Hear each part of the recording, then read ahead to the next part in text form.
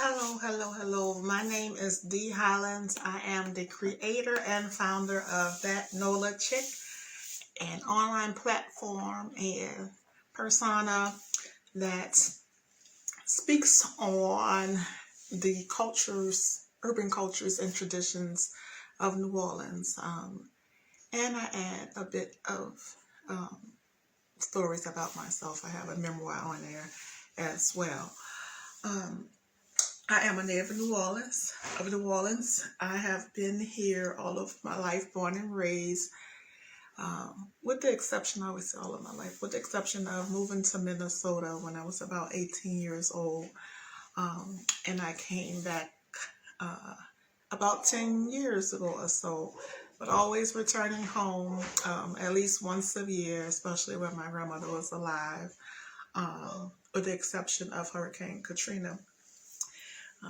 If you know me, if you heard of me, like I said, you know I love New Orleans. I believe New Orleans is like a mother. She has a mothering soul, and that speaks to me from my ancestors of the past, and who are keeping me, keeping the spirit alive in me, to keep our traditions and cultures going here. I was asked about what my typical day looked like, and I think I tell everyone this, not so much because it's a nuisance, because I've grown to love it, and it is the sound of the 4 a.m. train coming through. It just blows its horn loud and clear, waking you up. Then after you settle back into a little bit of sleep, here comes the 5 a.m. I call them urban roosters, who cock-a-doodle-doo, till you can't do no more. And then the Catholic church bells that ring hourly throughout the day, and sometimes they have different musical tones and things that they play. But yeah, that is my unofficial alarm clock. Letting me know it's time to get my day started. And the beginning of my day is obligated to my daughter, getting her off to school. And most of the time that involves me walking her in the sweet morning, like the sweet smells of New Orleans, I would say.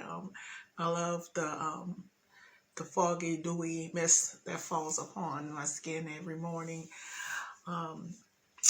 as I bring her off to the bus stop. And once she's gone, I live across the street from a park, and I make my way around the entire block, making sure to have my little morning tea with the eldest in the neighborhood, who tend to be outside sitting on their porch with their cup of coffee. You know, depending on what time of year it is, my day can go various ways. It can go from just being around the house, blah, blah, blah, typical mommy life, then putting on ball gown after ball gown to attend various events throughout the city, to report on or host or whatnot. I love that time of the year, even though it could wear you out this year. Our Mardi Gras season took me for a run for my money, but I survived, and I had a blast, and so did the rest of the party goers. If you wasn't there, you missed the thing. Let's say once again, traditionally, in my family, we are known to stop at a neighborhood corner store. A corner store is just like a convenience store, a gas station that sells, chips, treats, and sometimes they have like a hot food area in the back. And our corner food stores all have a kitchen area where you can find an older Black woman cooking up some New Orleans home-style foods and sandwiches and things. So that would be our first stop to get some favorite spots to bring people that doesn't cost much of a thing unless you're bringing something out there. Is going to the lakefront. Particularly now we are back. We're able to go to Lincoln Beach. Lincoln Beach was the first beach or park on the lakefront that allowed African Americans. This was back in like 1940s to 50s, and since then it has been closed down, and there has been several people going out on their own, organizations that have come together without any monies and have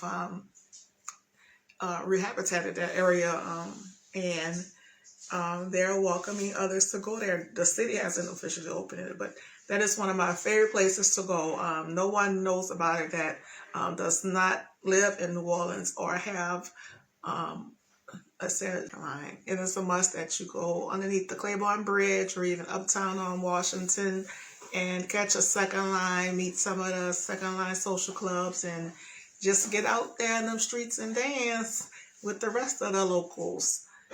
I'm trying to figure out what else to say. My favorite or a celebrity, a local celebrity.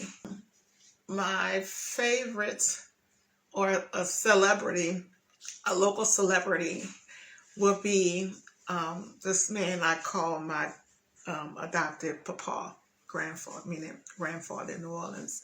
But his name is Gumbo Tapata, and he is a former Congo player. He's originally from Jamaica, but he has lived in New Orleans forever. I guess I would say. I don't even know. I think he's like over 80. He'll never tell you his age, but he came here like in his 20s. And he had a band and also played with several bands, but he is a known advocate in the city, and I have worked with him through on the radio through WBOK. He had his own station is on I can't get the word right. What's the name? He Gumbo Zapata.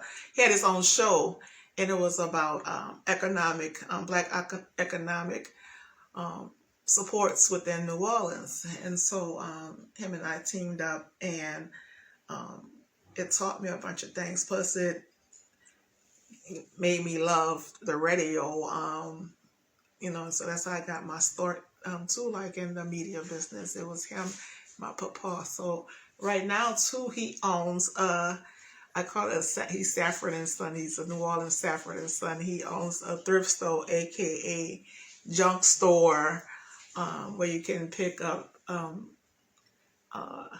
just about anything. There's antiques that in refrigerators and things that people donate to him for his nonprofit.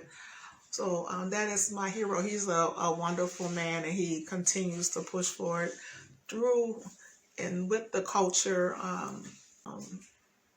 If you can make it anywhere, you can make it in New Orleans, and thus we were making it. So leaving New Orleans and coming back home, it taught me about survival and about love of family and traditions and culture, and also holding on, struggling through, pushing through. I guess I would say there's a struggle or there's some type of adversity that you're going through. The people of New Orleans and the heart of soul New Orleans can represent that adversity, and also we represent surviving through it. We survive through several storms and floods and crime and whatnot.